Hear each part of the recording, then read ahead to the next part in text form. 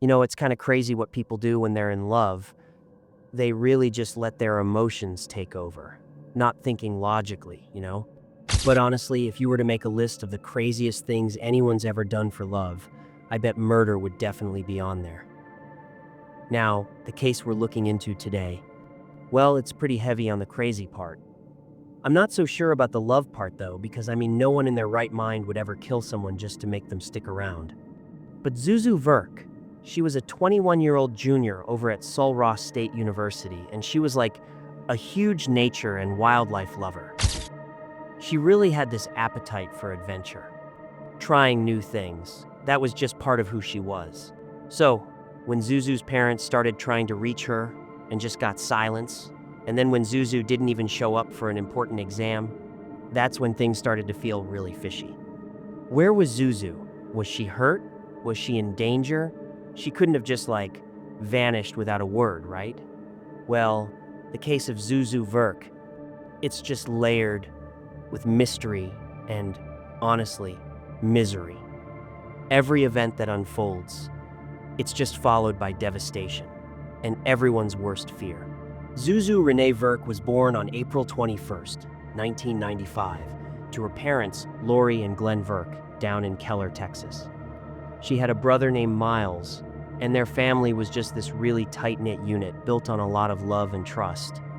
Miles, he described Zuzu as a total blast to be around, saying she was the best sister he could have ever asked for. Now, I've never met Zuzu, but seriously, just looking at some of her photos, I can tell you without a doubt this woman was probably a riot. You just never see her without an enormous grin. Literally ever. The story behind Zuzu's name is pretty interesting too. It was actually Glenn who wanted to name his daughter after the character Zuzu Bailey from that 1946 classic Christmas movie, It's a Wonderful Life. Like anyone, Lori and Glenn both loved that movie, and they thought if they ever had a daughter, they'd name her Zuzu. Call it a late Christmas miracle or divine timing, but Lori found out she was pregnant in 1994, and 9 months later, sure enough, a healthy baby girl was born. And she was named Zuzu, obviously. Everyone who met Zuzu would ask her about her unique name, so much so that she had this running joke with her dad about just having an information card she could hand to people. But when it was time to go to college, after graduating from Timber Creek High School, Zuzu wanted to go to Sul Ross University in Alpine, Texas. Alpine is just a beautiful place with tons of spots for stargazing. It's a place that was, I guess, as whimsical as Zuzu, and she just loved the thought of living there. At the university, Zuzu was studying conservation biology. She was a junior at the time, and she had just applied for a transfer to Texas A&M University for her senior year, with her great grades and being on the dean's list and all. But Zuzu didn't just pick conservation biology on a whim, no. She was really passionate about nature, about conserving its beauty, wildlife, and all those other unique creations. Zuzu, she was like ambition personified. If she had a goal, she would make it her life's mission to reach it. That was really admirable about Zuzu, because she never backed down, even when things got hard. If she wanted to do something, and it was worth the risk, then leave it to Zuzu to accomplish it, always with this determined smile on her face. Zuzu's magnetic personality caught the attention of a young man named Robert Fabian. Robert was 4 years older than Zuzu, and she was really attracted to his carefree and active social life. And, honestly, he just had this zest about him that Zuzu found really charming. According to Zuzu's brother, Miles, Robert was also head over heels for Zuzu, and the two of them really got along well. But Zuzu's mom, Lori, she didn't exactly share the same feeling. Lori felt that Robert was very arrogant, loud, and, well, selfish. And Lori didn't hold back her dislike for Robert. But she couldn't really do anything, because Zuzu was an adult, and she could make her own decisions. For Lori, though, one thing was sure. She never liked Robert because she didn't like the way he treated her daughter. Miles also couldn't help but think that Robert was very manipulative, and that he just didn't want Zuzu to ever leave the Alpine area. For some context, Zuzu was waiting on her acceptance letter from Texas A&M, and after graduating, she actually had plans to move to Japan since she loved traveling, but Robert clearly wasn't on the same page. He knew how much Zuzu wanted to go to Japan, but he just wasn't on board. He didn't want to go, but at the same time, he didn't want to break up with Zuzu either. Because of this obvious divide between the two, many people describe Zuzu and Robert's relationship as on and off, because they just could never see eye to eye. Zuzu even confided in her mom and admitted that Robert wasn't someone she saw herself spending the rest of her life with, and this was something Zuzu knew from the beginning of their relationship. According to Lori, Zuzu said that her relationship with Robert was just a convenient one, and it wasn't going to last forever. But she could have never guessed that this one convenient relationship would be her last. Zuzu's mom, Lori. She had last talked to Zuzu on October 10th, 2016. They basically just caught up on everything, and Zuzu also mentioned that she was finally ready to tell Robert she was moving to Texas A&M, and that would, officially end their relationship. Lori remembered Zuzu talking about Robert planning on taking her to a movie on October 11th, but dear Lord, Lori never imagined this would be the very last time she'd ever hear her daughter's voice. Several days just passed, and Lori and Glenn kept trying to call and message Zuzu, but there was just nothing, no response. Now, this, believe me, was so out of character for Zuzu. As busy as she was, calling her parents and keeping them updated on her day-to-day was always a highlight for her. So her not responding to calls or texts was honestly incredibly alarming. Lori even texted Zuzu in sheer desperation, saying something like, "Please, just tell us you're alive." Lori even reached out to Robert, who claimed he hadn't seen Zuzu all day, and that he was just going to give her some space. Soon after, Robert did in fact call the detectives to perform a wellness check at Zuzu's place, and finally, on October 14th, she was officially reported missing. Robert was, of course, interviewed by the police because, according to Lori, he was the last person to have seen Zuzu. When asked about Zuzu and where she was, Robert confessed that he had planned a romantic dinner date with Zuzu at his apartment on October 11th. He said things were going smoothly until he, casually mentioned his ex-girlfriend. He said that sent Zuzu into a rage, and she ended up storming out of his apartment at 2 or 3 in the morning. According to Robert, he tried calling Zuzu, but when she didn't answer, he decided to just give her some space. A massive search for Zuzu was launched, with both land and air searches. The search area even stretched all the way into Mexico. Hundreds of volunteers, on foot and on horseback, ended up canvassing 400 miles. Hours upon hours of CCTV footage were painstakingly combed through by police, but it was all to no avail. Missing posters were everywhere, stuck up on walls, poles, and shop windows. Everywhere the Verk family went, Zuzu's face was just there, on the walls. There was even a $100,000 reward offered by various departments and donations for any information that led to Zuzu's safe return. But then, police announced they had, unfortunately found a suspect. And I say unfortunately because up to this point, everyone was really holding on to hope that Zuzu would be found safe and sound. But after this revelation, well, things were not looking good. By then, investigators had gathered some pretty compelling information that just straight up pinned their suspicions on Zuzu's on and off again boyfriend, Robert Fabian. But how did they get there? Well, Robert's downstairs neighbor, John Franco, had some interesting information about the night Zuzu was at Robert's place for that dinner. There were multiple leads pouring in about Zuzu's case, and even though detectives were going through every single one statement in particular really stood out to them. It was when police went to Robert's house and questioned the people living nearby. And his downstairs neighbor, John Franco, had some pretty compelling things to say about him, and he ended up revealing things that Robert had just conveniently left out.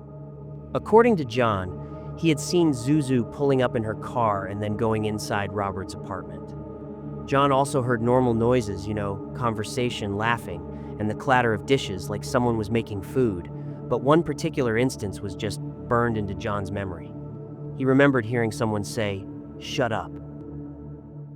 You can hear him moving or stuff around, playing music, and then she shows up. They make dinner, like at 9, 10. You can smell their food, and you can hear them conversation and then laugh a little bit, and then it got quiet like after 11. We just heard one, like, the shut the F up, and that was it. John saw Robert leaving his apartment alone at 4 in the morning, and Zuzu's car was still parked right outside. John later recalled hearing arguing and some weird noises coming from upstairs, but he didn't think much of it at the time. After hearing all of this, the investigators called Robert back for another interview, and this time, his story completely changed. Now, he said that after the argument about his ex-girlfriend, it was actually him who left the apartment to go for a drive to a nearby Dairy Queen to cool off. He claimed that when he got back, Zuzu was still there, but she left just a few minutes later. This was immediately super suspicious to the police, and the detectives just straight up told him they weren't buying his story. Robert even gave them his consent to search his apartment.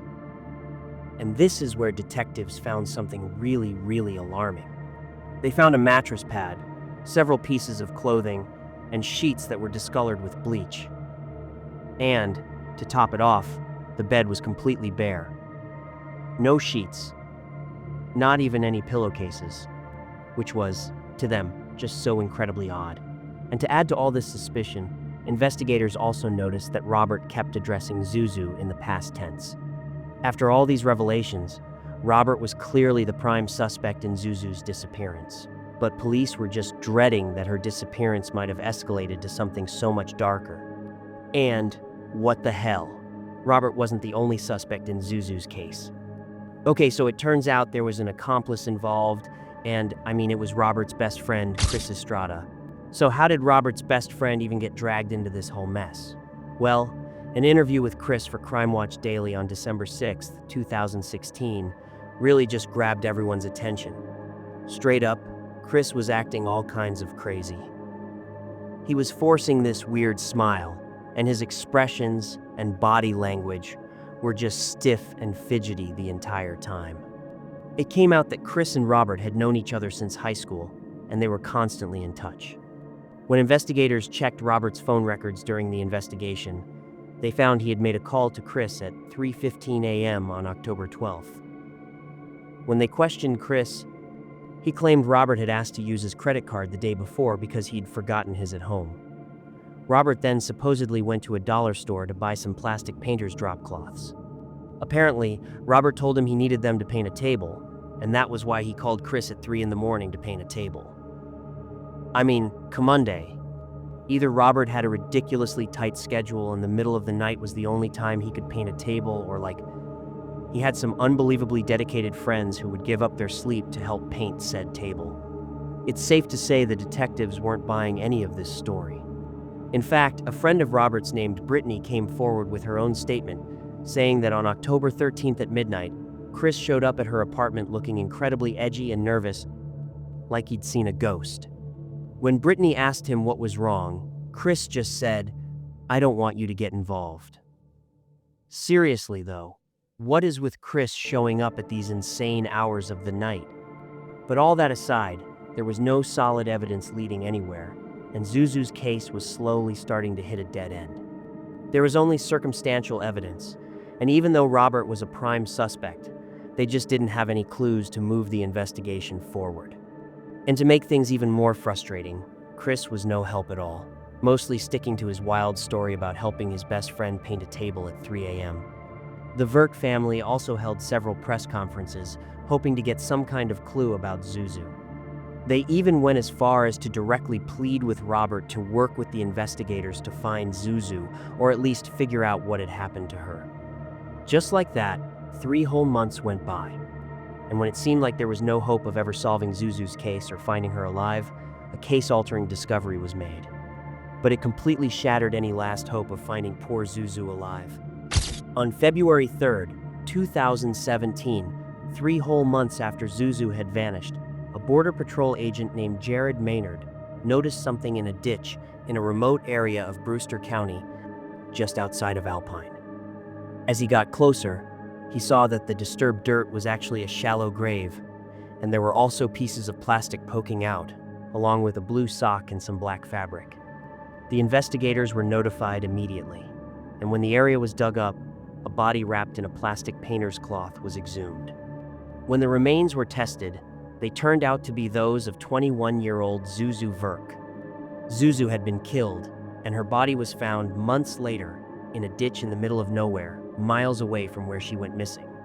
This news hit the Verk family like a grenade, just devastating everyone in its path. Lori and Glenn's daughter, Miles' sister, who had plans to travel the world and had so much to live for, was now gone. While Zuzu's loved ones were completely heartbroken, they also wanted justice for her. And luckily, the police knew they had their man. See, the plastic painter's cloth they found actually matched the cloth Robert had bought at the Dollar General store. The investigators knew that not only had Robert extinguished the life from Zuzu's eyes, but he had also tried to get rid of her body and any evidence. And, whether he admitted it or not, Robert's best friend Chris was absolutely involved. Thankfully, within 24 hours of finding Zuzu's body and putting all the pieces together, Robert Fabian was arrested on charges of tampering with evidence and concealing a body. 2 days later, Chris Estrada was also arrested in Phoenix, Arizona, on the same charges, although Robert's charges were soon upgraded to murder. Chris pleaded no contest in April of 2018, and he had to testify against his best friend Robert at the trial, who had pleaded not guilty. Robert's attorney insisted he was being wrongfully accused of murder. He argued that since Robert's fingerprints and DNA weren't found at the crime scene, he couldn't have been the one to take Zuzu's life. According to Robert, the argument between him and Zuzu was only verbal, and things never got violent. A co-worker of Robert's also took the stand and said he was a normal guy, but after Zuzu's disappearance, she noticed a huge difference in his behavior. She said it was like he was keeping tabs on Zuzu's investigation, and he was really keen on knowing what the police had discovered so far, which is just bizarre. On the third day of the trial, Chris took the stand and confessed that Robert had called him late at night to talk about a matter of life or death. According to Chris, Robert had confided in him that the dinner with Zuzu had been okay, but after a while, things had gotten physical. Robert said he was strangling Zuzu, and when she hyperventilated and stopped breathing, that's when Robert knew he had ended her life. The attack, he said, happened in the bedroom, and Robert even tried to perform CPR on Zuzu. According to Chris, Robert said he was going into survival mode, and he didn't want to get caught. But, it was a little late for that now.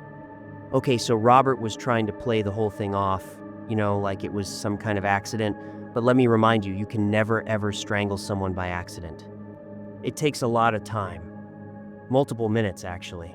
It's not something you can just do and be like, whoops, it just doesn't work that way.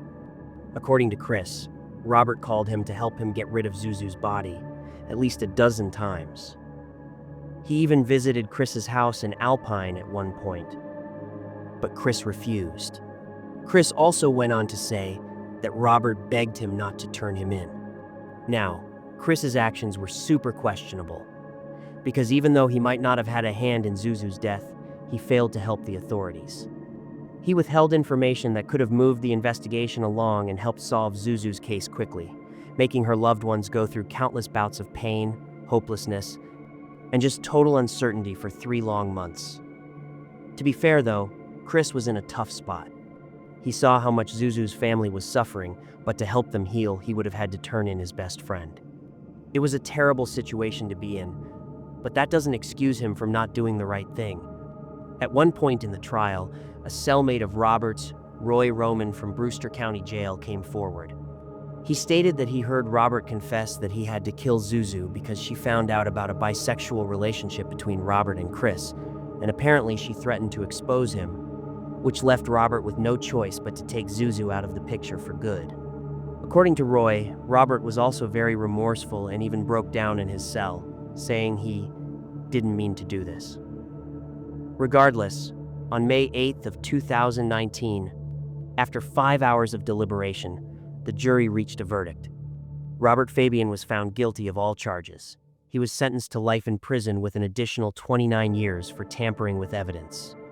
Chris Estrada, on the other hand, was sentenced to 42 months in prison, plus $317 in court costs on the evidence tampering charge, an additional year, and another $317 on the evading charges. Following Robert's sentencing, Zuzu's family gave their own statements that were just laced with a mix of sadness and relief. sadness because they were never going to see Zuzu again, and relief that Robert, the person behind Zuzu's death, was finally facing the consequences of his senseless actions. But one thing still eats at everyone's minds. Why? Why did Robert take Zuzu's life? Was the only reason that he couldn't let her go? Was the reason for things escalating to murder really Zuzu breaking things off with him? Or was the story about a supposed relationship with Chris the real reason? These are the questions that leave everyone so confused and, honestly, terrified, because only Zuzu and Robert know for sure what happened on the fateful night of October 11th and what the breaking point was. All Zuzu's family knows is that they miss her terribly. And what's so heartbreaking is that not long after Zuzu had gone missing, her parents received a letter in the mail from Texas A&M University, and it said she'd been accepted. Zuzu's dream had come true, but she wasn't around to witness and experience that moment. It's just so tragic for Zuzu's parents to know that she'll never graduate college or, start her life after the fact. This woman had so much to offer, and all of her opportunities were just completely robbed by this man. After everything was said and done, Sul Ross State University, Zuzu's college of choice, paid homage to Zuzu by naming their amphitheater after her, now called Zuzu's Place. Sul Ross State also named a natural resource management scholarship after Zuzu as well. One relationship ruined everything, and it took away Zuzu's dreams, her ambitions, and her life. And it is a bitter, bitter pill the Verk family has a hard time swallowing. Miles misses his sister a lot. As much as she often irritated him, as any brother and sister do, Miles is doing his best to hold on to the parts of Zuzu that make it somewhat easier for him to go on with his life. Miles remembers his sister at their house that they shared when they moved to Alpine. Before Zuzu went missing, Miles saw her by the sink doing dishes before she, bid him goodnight. These memories of Zuzu that bring him peace and solace also have this immense sadness at the same time. The community of Alpine was so supportive of the Verk family. The family expressed so much gratitude to the people that helped them through this very unfortunate time. The Verk family believes that if it wasn't for the support from the community that Zuzu was such a huge part of, they would have just lost their way in the absolute darkness of grief. Zuzu was a dreamer, and she wasn't about to let anyone stop her. But one person decided that if he couldn't have her, if he wasn't the center of her world, then he wouldn't hesitate to crash, burn, and destroy her forever. It's like, if you hold on to something too tightly, then it's bound to eventually break apart. And the loss of that very thing can make you spiral completely out of control. Yeah, so that's exactly what Robert did to Zuzu. He tried to keep her with him, but when Zuzu resisted, he knew that he had to, do something about it, which is just so chilling. I mean, it's really important to remember, don't waste your time on people that are just going to try and hold you back. Zuzu had these huge dreams of adventure and, making a real difference in the world. But Robert, on the other hand, just wanted her to sit down, stay put, and bend to his every single will. Don't let yourself be held down by people like this. I mean, Zuzu was so incredibly close to breaking free from the clutches of this monster, but she just didn't quite make it out in time. And don't let the same thing happen to you. It's just so sad and honestly so infuriating to think about. That's exactly what Robert did to Zuzu. He tried to keep her with him, but when Zuzu started to, push back and resist, he knew that he had to do something about it. And that, in and of itself, is just so chilling. I mean, it's a terrifying reminder of why it's so important to not waste your time with people that are just going to try to hold you back. Zuzu had these huge dreams of adventure and, making a real difference in the world. But Robert, on the other hand, he just wanted her to sit down, stay put, and bend to his every single will. Don't let yourself be held down by people like that. I mean, Zuzu was so incredibly close to breaking free from the clutches of this monster, but she just didn't quite make it out in time. And don't let the same thing happen to you. This whole case, it's a gut punch, It really drives home the fact that control can be just as dangerous as violence. For a lot of people, Zuzu's case seems like a simple, tragic story of a breakup gone wrong. But the deeper you look, the more you see that it wasn't about a single argument or a moment of rage. This whole thing was about control. That was the core issue, the thing that ate at Robert and ultimately led to Zuzu's murder. He saw her ambition, her desire to move to Texas, A&M, her plans to travel to Japan not as something to celebrate, but as a threat to his control over her. He couldn't handle the thought of her having a life without him at the center of it. It's a terrifying mindset, this idea that if you can't have someone, then no one can. That's what fueled his actions, and that's why he was so determined to cover everything up. He wasn't just hiding a body, he was hiding his desperation and his total lack of control. And what about Chris, his so-called best friend? Honestly, his involvement is a cautionary tale in itself. He had the chance to do the right thing, to help Zuzu's family find her and get closure. But he chose to protect his friend. Now, I'm not saying he's a murderer, but his actions had a massive impact. For 3 months, Zuzu's parents lived in this suffocating darkness because Chris chose to keep silent. His decision, however difficult, prolonged their agony and proved that even passive involvement in a crime can have devastating consequences. So, what can we learn from this? Well, there are a few key takeaways here that could seriously help someone in a similar situation. First, trust your gut. Lori, Zuzu's mom, had a feeling about Robert from the start. She saw his arrogance and how he treated her daughter. If you have a bad feeling about someone in your life, especially a new partner, listen to that feeling. It's not just paranoia. It could be your intuition trying to protect you. Don't let someone tell you that your feelings are wrong or that you're overreacting. Second, recognize the warning signs of a controlling partner. These aren't always big, loud red flags. They can be subtle things, like someone who gets angry or upset when you want to spend time with other people, or who tries to discourage your dreams and ambitions, just like Robert did with Zuzu. They might make you feel guilty for wanting independence. Pay attention to how a person reacts to your successes and your choices. Do they celebrate with you, or do they see it as a loss of control for them? Finally, don't keep secrets that make you feel uncomfortable or unsafe. Zuzu confided in her mom about the relationship ending, which was a good step. But if you're ever in a situation where a partner is pressuring you or making you feel threatened, please tell someone you trust. And if you're a friend of someone who's in a situation like that and they confide in you, take them seriously. Don't dismiss it. Be their support system and encourage them to get help. If you or someone you know is experiencing domestic abuse or feels trapped in a controlling relationship, please reach out to someone. There are people who want to help you, and it's completely confidential. You can call the National Domestic Violence Hotline at 1-800-799-7233. Don't wait until it's too late. Your safety and your life matter more than anyone's need for control. What's so heartbreaking about this is the life that was stolen.